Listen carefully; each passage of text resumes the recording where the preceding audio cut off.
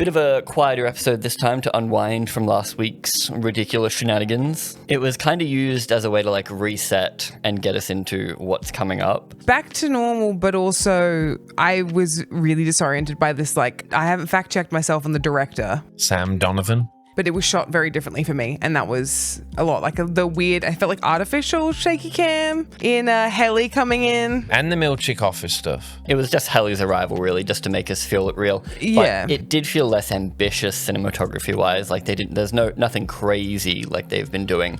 But yeah, we do get, once Helly arrives, it's all handheld from there. I know you didn't like it. I understand the psychology behind why you would have it, Yes. but like, do we need that in a show I think that so. It's more interesting than just not doing it. It's just to It show just that felt Helly different for me. is upset, scattered. Because realistically, from Helly's point of view, she kissed Mark, she appeared on stage, Drowned. he started yelling out, she got tackled, she started drowning, and then Been an hour. She basically got to dry off maybe a little bit, and then popped back in to the elevator, and it's just like, her life is crazy. Like, that's why they're doing it. Time. I think it's good. I think it's fine. I've got nothing against handheld. Yeah, there's worse things that could happen than a bit of handheld.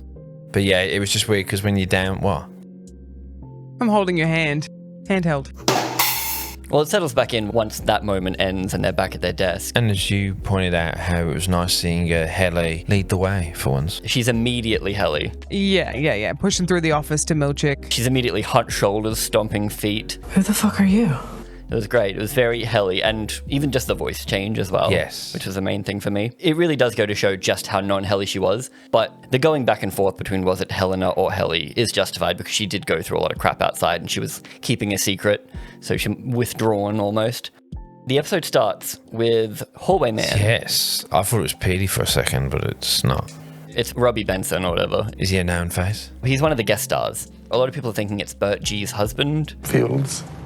That's my husband, Fields. Yes, my husband, Fields. Yeah, very weird. We saw you from across the bar.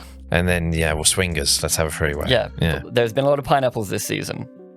Maybe. Were they upside down? Is that the other thing? That's like the thing. Like on a cruise, it's always upside down pineapples. Someone I'm doesn't not know swinging the enough, I'm laws. sorry. But yeah, everyone's thinking that it's Fields, but Fields is going to be played by Denethor, John Noble, who's now playing Bert's husband. He wasn't in the first season, like we see him for like half a scene. When they're packing. He looks a bit like John Noble, they but hadn't it cast wasn't him, him because it was a scene and you don't get John That'd Noble be for a insane. scene. Yeah. Okay. I don't know why they didn't show his face. That's obviously one of the mysteries there. To make you go mysterious. It could just be, yeah, because he's a mysterious guy.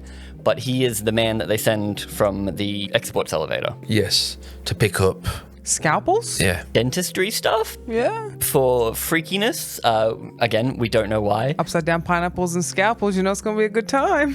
There is the smile wall in season 1, So what are we, like a dental company? Yeah. but that seems random. Like originally I thought they were going to cut to that they're removing Irving's chip, but then they didn't do that. I don't think you can remove it.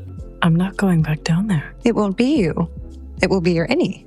Helena Eagan is being told you're going back in there because Marquez will not do it unless Helly's there. You know, even after all her weeks with them, they're animals, so she doesn't think of them as people still. She still thinks of them as cattle. They're fucking animals. Yeah, no idea on her thoughts on Mark in particular because Yeah, because clearly bangable. bangable. But she thinks of that as they're Lumon property, so they're mine. It definitely seems the way that she was brought up. Like, to remove all emotion seems to be taming the tempers. They said, oh, your tempers will balance out in Yeah. time. Like, Yeah, it's like the outside people are made to tame their tempers. so Scientology sounding. After saying your 4 tempers will balance out, he's almost at 80%. What I assume is Mark nearly being done with the project, so we need to keep going. Mark is definitely integral to their plan. He says the work is mysterious and meaningful. And important. We've had Mysterious that and because important. Irving said that. It's been a repeated line before. And the work is mysterious and important. The Innies saying it makes sense because they know But nothing. the idea that The there's Audis is extra weird. secrets even from the heir to be, basically. It makes me wonder about, is the board like delegating to these people almost as like religious disciples that have no idea what they're actually doing? Yeah, like what the greater good is. It is interesting seeing like they've really I guess, sell the idea that Helena is ultimately powerless. She can be royal bloodline, but like the board is the one that trumps all. Which is kind of what the joke is of real royals, at least the English royals. They all kind of have to do the thing like it's expected of them. Then that you think, oh, the king, they'll be able to do whatever they want. No, the whole day is planned for them. They just kind of go It's along. appearances. Yeah, it's appearances. It's the cosmetics. Your Addie loves watching Bergenbeard so much that they subscribed and pressed the little bell icon. The theme of the episode almost seems to be like everyone is powerless. Milchick is powerless. Natalie's powerless. The fact that Mr. Drummond says that the work is mysterious and important, he doesn't seem to know any more than he's told. So it's like no one except the board has any real idea what's going on. And we still don't know who that is. How is Natalie always in these rooms? Because she's PR. Seems to be because she's doing the interview in like episode 2. But then she also is the voice of the board. And so you're just wondering exactly, I just, maybe I'm overthinking it, but I just want to know exactly what her role is that allows her to talk to the heir to be, the head of this, we assume, the head of this building, talks to her like she's actually the boss. Answer my question! Basically, Milchick is having to explain what happened, like where the fuck's Irving, they aren't accepting it. And we have some good Dylan lines throughout. As always, which does bust a few theories of people wondering, it's a greater discussion of where Lumon's power stops, because a lot of people were saying the way Milchick talks at the end of last episode, he's like, I will erase you, I will delete you from eternity, blah, blah, blah. Everyone's saying, oh wow, they're going to remove Irving from all their brains, no one's going to remember him. They can't do that, I guess. I think there was a parallel with Irving kind of threatening Milchick a while ago, being very like, erase you from the earth kind of a thing. Yeah, and just being, and then I think it's probably just Milchick going, you're an innie, you have to believe what I say. So I'm just going to make it as threatening and horrible and damning. And they do remove him from the photo, and like they stop talking about him. They remove his desk in a great scene. Like just seeing the desk weird. being the 3 is crazy. They even call it a tri workstation or something. Because the 4 tempers, it must just be something to do with that 4 is just their holy number. Or they liked the symmetry. I guess they couldn't get another employee back in a day. It feels even more evil to just like delete him entirely and like, change the entire workstation, because it's something we're so used to seeing. We're used to seeing the 4, and now it's just 3. So it's very effective, and Dylan's very upset by it. But I also like that they show Milchick being upset by it, because it seems like he actually really did like Irving, because when he goes to fire Audi Irving, he says to him, I consider your innie my friend, and I think that was true. Because, like, he's rule-abiding. Like, Irving was the perfect employee. True. Yes, and the Milchick job performance interview, which is great and needs its own thing. An interesting Milchick episode. You get the black erasure thing we got 2 weeks ago, and then that gets brought up again with Natalie, and she does not want to talk about it at all. But it seems all those initiatives were his idea. Yes. And then he goes, well, I'm not Harmony Cobell. So you get this sense that, not saying he's secretly a good guy, but he's working in fear a bit too. So he's trying to make things nicer for them. He's actually doing the best he can. I think they said kindness incentives, didn't they call them? Yeah, and I don't want it to be, Star Wars Episode 9, I'm the spy. I don't want it to be that Milchick's secretly a good guy the whole time. I still want him to be just a company man in fear, which happens. I've seen a lot of people saying, like, oh, will he be the secret savior of the innies? And I don't want that. I think he's just a guy. He's doing his job. Just a guy doing his job. A lot of people want Cobell to be the one to turn around and come back, and then she ends up being on their side, the innie side. But maybe if that does happen, Milchick's going to be the one where we go, there's hope. He's starting to believe in the innies, and then he just inadvertently goes back to I'm just going to do what I'm told and do something heinous at the end of season 2 or something. Yeah, I think Milchick was the stuff that really piqued me a lot. Obviously, it's all great as ever. It's the unsevered employees that are more interesting to me. Yeah, and even the outie stuff's been interesting, but Miss Huang, the whole bit when she goes, you shouldn't have done that, makes them think they're human. She's a psychopath. I think she still is someone important's daughter who really likes playing the theremin, like because she gets so like, but I was meant to play the theremin. She's entitled. Sounds like a spoilt brat who's like, Dad, I'm going to work on the 7th floor. I do think it's going to be that. Like, you think she's this mystery, but she's just a spoilt brat role-playing or something. It's leaning a lot more that way. It's interesting her talking to Helly when she first comes out. Like, she's like, yeah, it's an innie. Like, she seems so friendly. And then the drop when they swap into, like, behind the scenes, I guess, and she just thinks of them as slaves. And we'll get to the anonymous complaints towards Milchick. It feels very Creed Bratton of like, if I can't scuba, what's this all been about? But she's like, I just want my theremin, man. If I can't theremin, I only took this job so I can theremin in front of people. If I can't scuba then what's this all been about? What am I working toward? I love it. She plays one note. It's like, wow. Like that. Yeah, and that's him punishing her for Being a bitch. He obviously dislikes her, but cannot get rid of her, so it does seem like spoiled brat. Do you think it's this weird tradition that the underling will? It's like the Sith, like they're like will always try and kill the master. Yeah, Like they always want their job. Yeah, they always want the job. Well, I mean, like, it's no fun being an assistant anyway. Yeah. But there's also some insane theories about her that she came in the crate that's in Milchick's office. When he's moving in episode 1, in the side of the room, there's a crate with what looks possibly like a dog bed in the bottom of it, or it's just No, stuff. don't do that. Why would you theorize that when that's a child? That's No, fucked. because she's a robot or a clone Yeah, or something. but it's That's still, what people why are would going you want with. a robot child? That's only How nefarious. else do you transport them if not a crate? Don't make robot children. I'm not saying I'm definitely right, but my prediction is just spoiled brat. I think this show will be a lot less insane than people make it out to be. At least foregrounded. The goat scene from season 1 was a placeholder. He originally was like, weird stuff. And he just said, there's a goat there. There's a guy feeding a goat. And then he said, we've made it work, but stop overthinking the goats. Like, the goats might just be that weird thing and it's not this big. Because, we all jumped on cloning, right? Because of the real sheep that was a clone. Yeah, We all jumped Dolly. on that. It's hard to say, like, don't pay any mind to the goats when, like, that's a whole department. Like, they've made it a whole department now. This season it is. Yeah. And, like, if you're going to have us stay with a whole department whose numbers are clearly one of the biggest questions we're following this whole time, then surely the other departments have some importance. He sits down with Natalie and Orson Welles. We get a color-coded, wonderfully designed performance review booklet that he gets to keep, and it was like made anonymously. You say too many big words. Yeah, they had 3 complaints. You used too many big words. Paper clips were done backwards. And I have noticed that about Milchick. He will chuck in big words every now and again.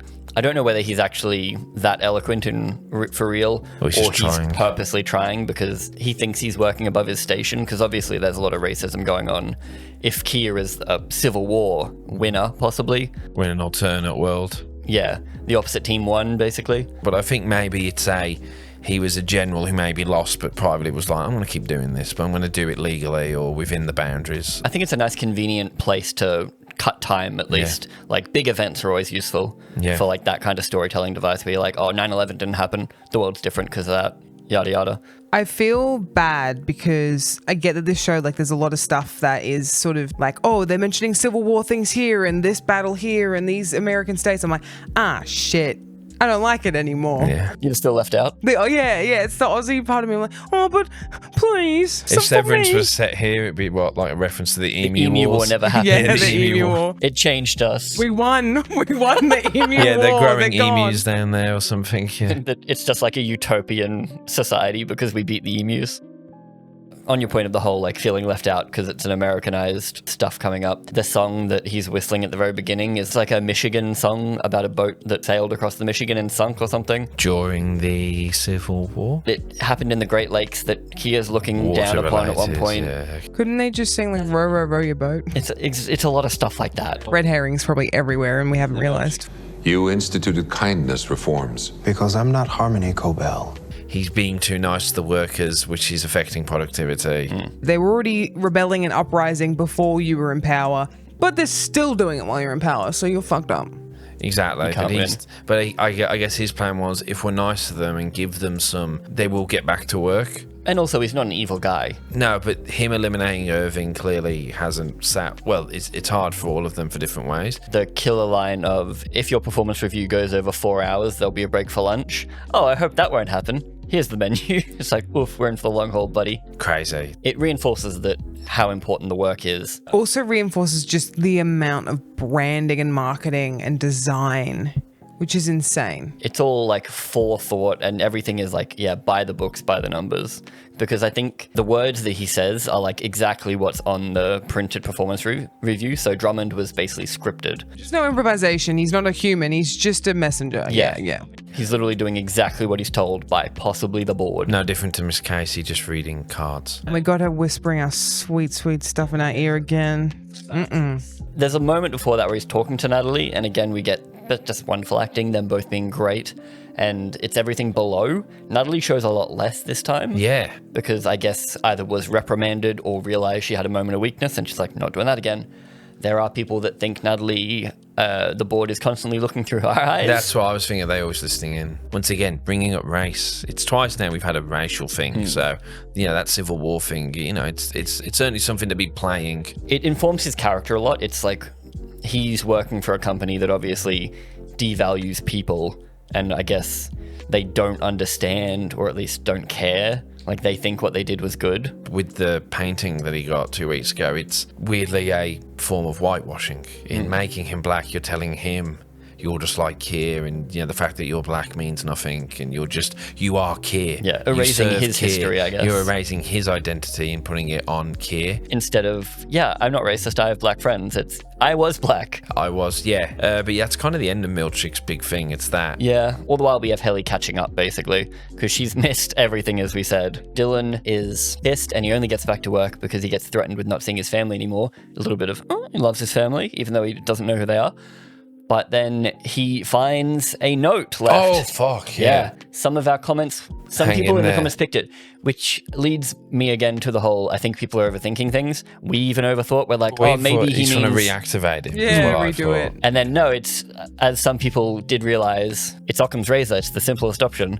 I put something behind the poster, man. Go check it out. Which makes the most sense because we've seen, Mark do it with, or PD do it with having it on the rest. You can't leave with the notes. The notes have to stay hidden in there somewhere. And we paused it like, what does it say? And it's just left, right, down the hall. Like, it's left, like, left, right, And if you right. compare that to PD's map, it doesn't work. Just saying. Do you think they redesigned the floors? I mean, they delete doors. Yeah. So maps probably They don't changed help. some of the corridors. He now has direction to the exports hallway because that's where we're going. Even the intro shows it that we're going there. The intro shows a lot of things from this episode, actually. You get the export hallway. That's such a big drink. deal. The drink. You get the drink. You get the pills on the table Get as well. the cups from the funeral with Irving's face on it. And even the Helly and double finger. Helly and Miss Casey face swapping kind of. Yes, from Yeah, last that happened episode, last episode, / That's the main thing that happened to Dylan. He's now got a little quest to go do, and he's doing it because he was so upset and said, if only I'd listened to Irving, I could have saved the day. So now he's got that, but also obviously has to be cheeky around Milchick so that he doesn't lose his wife. He's torn. So Dylan is incredibly hurt this episode. Like, his best friend has died. And he feels somewhat to blame because he feels like he didn't help him. Yeah, if he was listening the whole time, he would have been able to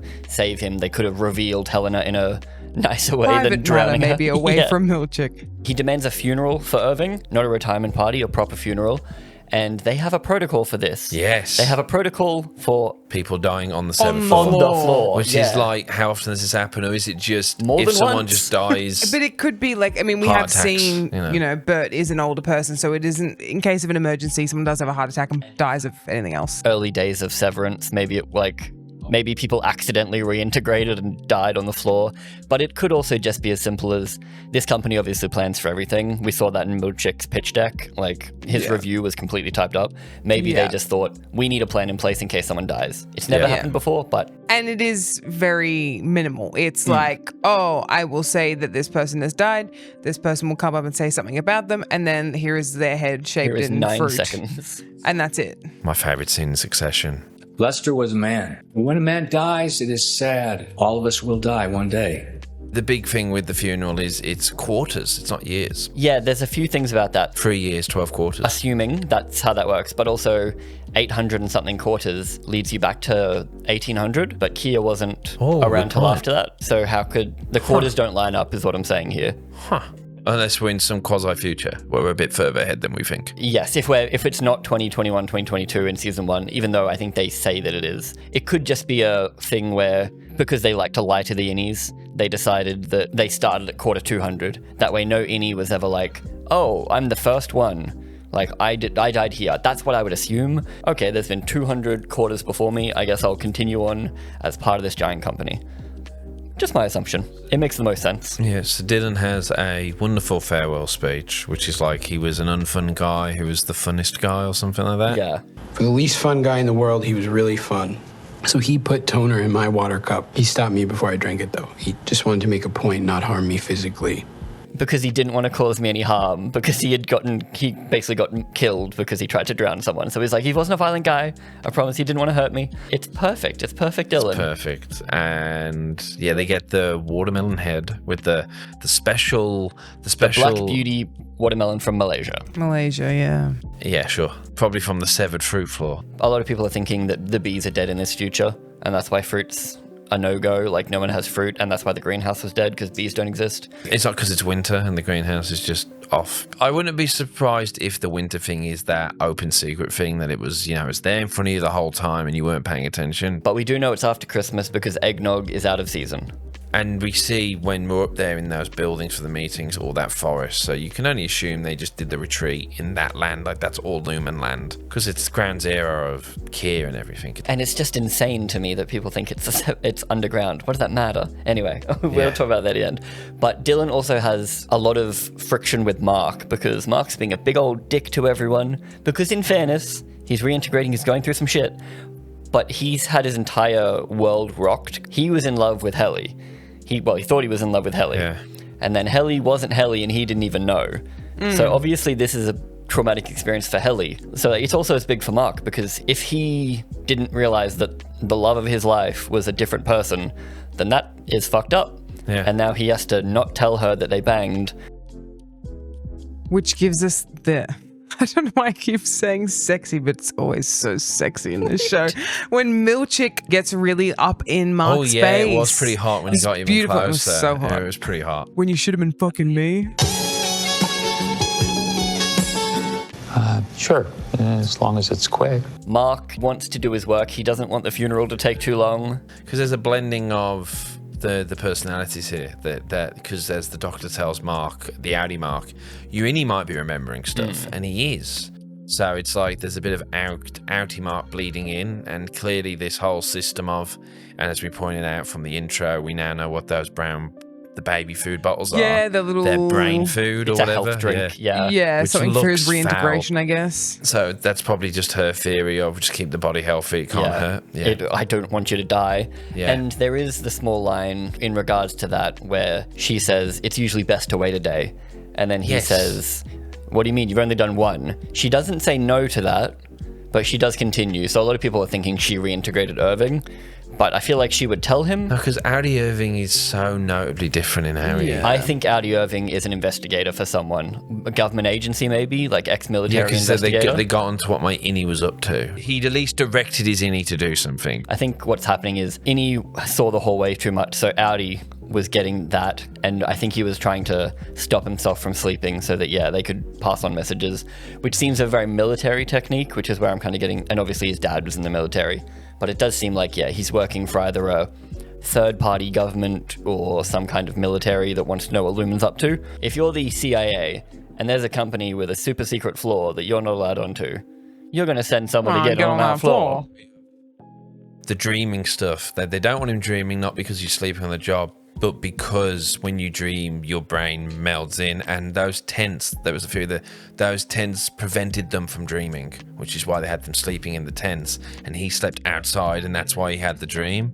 Why is it that they were allowed to sleep and they didn't dream? Must be to do with the tents. I mean, he's also been making himself not sleep still, so it could just be like, the epitome of that, plus being in the real life forest. I think that there's a logic to not letting the innie sleep. To me, when I thought of it, I went, that makes sense, because the brain does all sorts of crazy shit when you're asleep. So even if you're severed, it's probably going to do things where you're dreaming about things that your Audi has done, and they don't want that, because they don't want them to think about things outside of the work. I agree that I think, that Irving's plan is to do the whole dream walking thing, but I don't think Lumon has even thought of that.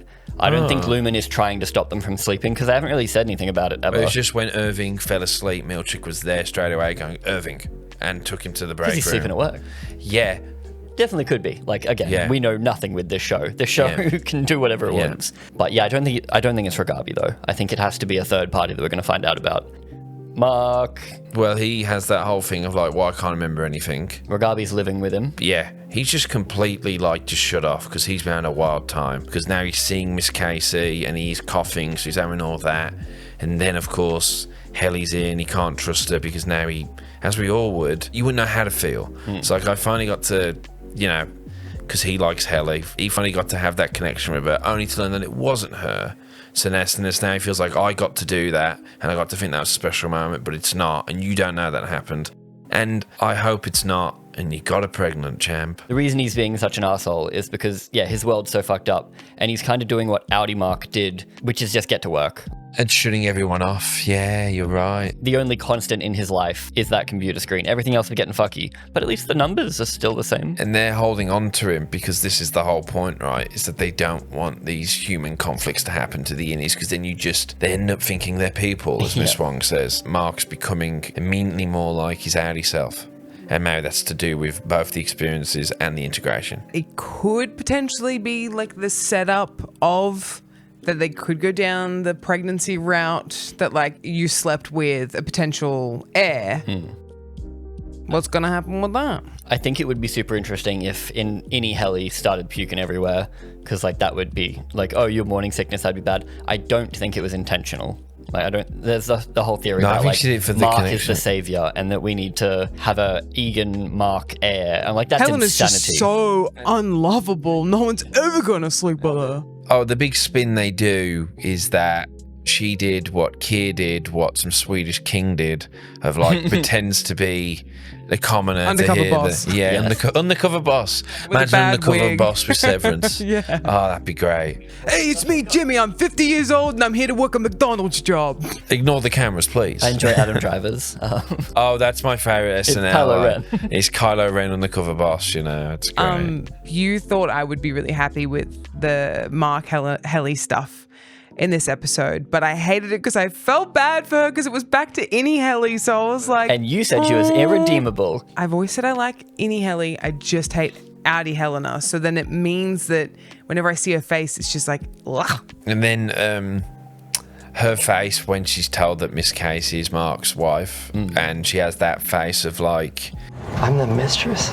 Like she realises she doesn't stand a chance, as you said, because smoking hot Miss Casey is who she has to fight. Would that voice lull me to sleep? Honestly, she could do an what's it ASMR called? channel, An ASMR of just Audi lines. Welcome back to Wellness ASMR. I won't be shocked if Apple releases that on YouTube. They just make a whole They've already ASMR done it for go the to sleep Ricken thing. The Ricken That's thing. what I mean. Like it would match their marketing perfectly. Oh yeah, like a Miss Casey ASMR would totally make sense for this marketing. Yeah.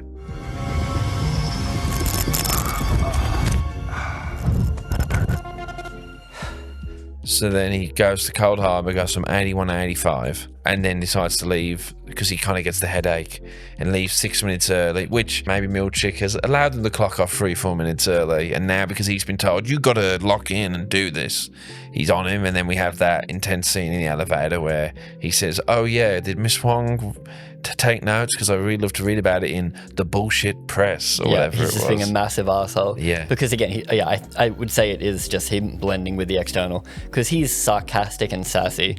Yeah. Like when he's talking to Ragabi, like this woman is trying to help him save his wife, and he's like, oh, you could just not live in my house. Yeah. Like he is a dick, as in he's a fun dick. Well, yeah, he's meant to be really jaded and miserable on the outside. Like that's kind of the quirk And of it's his just Audi. working its way in. And his sister is the only one that can really tolerate it and break it up sometimes. Give it back. Can I sidebar for a second? Because I remember reading people's comments about theories about the rings around their eyes.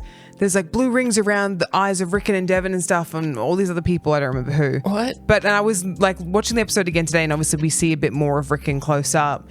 And I'm like, oh, I think dude's just wearing contact lenses, and they've never seen people wear contact lenses up close. Anything that happens, people are just like, that's a thing. That can be the problem, like what happened with Westworld, is that when you encourage this, everybody starts thinking everything is... There's a whole documentary about The Shining with Stanley Kubrick. These people think like every frame is important. Sometimes the curtains are just blue. Yeah, because that's what happens. It starts off with like, we know that Stanley in that like spent hours wanting the particular type of logo on certain products, but then it gets into some like insanity. The funeral occurred at 1 or 3 p.m. The 9 seconds that they wait, people are like, 9 seconds, 9. The 9 things of Kia, every time the number 9 comes up, people are like, for this reason. But it's like, they could have just thought 9 sounded cool. And 9 has 4 letters in it, the 4 tempers. Exactly. That's exactly what people be doing. Oh gosh. 4 plus 9 equals 13. 13's an unlucky Taylor number Swift's in lucky Chinese number, culture. I guess Milchick is just trying to threaten him because he just wants him to do the file. Well, he's just been yelled at, so he went and yelled at someone else. So yeah, it's that thing of trying to get the power back and feeling a bit better. But Audi Mark finally gets what he wants, is that he starts remembering shit. We hear some really like funny... Your innie can parallel park in under 20 seconds, which is impressive because I'm shit at driving. What were the other ones? I remember them being... You have a preference for, 2 scoops of ice cream Same as long as flavour. they're the same flavour. When you think about it though, which is the extra layer of sad, is that she knows that firsthand because she's his wife. So when he's hearing that, he's probably thinking how like she does know that the real what love is knowing all the silly little faults and characters of each other, like the silly peccadillos that you only know about your partner, and it is that level of she knows that. Yeah, and he's hearing these things that he's never heard her say. And then when he sees her, and it's heartbreaking the way it cuts because she doesn't look the way she would normally look. Yeah, she did look weird, but I just thought, it's been so long. She just has different hair now. Yeah, she's luminified. It'd be so sad to know that the trauma of my wife's died. I've spent 2 years mourning her.